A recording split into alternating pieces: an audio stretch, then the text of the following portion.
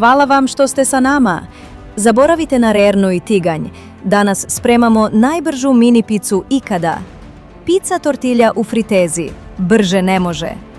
Najpre u fritezu postavimo pek papir, pa stavimo malu tortilju prečnika oko 25 cm.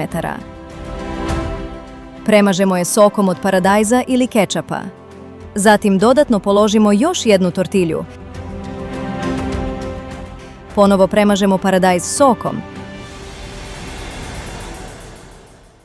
I sada stiže najlepši deo, dodaci po želji.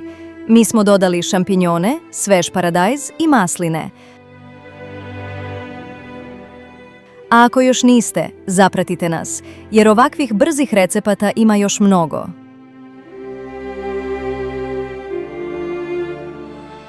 Sada sve ide u fritezu na vruć vazduh, oko 5 minuta. Posle toga dodamo izrendan trapist.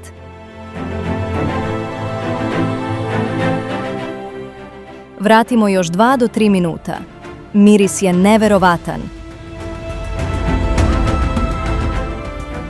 Mi smo našu pizza tortilju ukrasili rukolom za svež i lep završni izgled.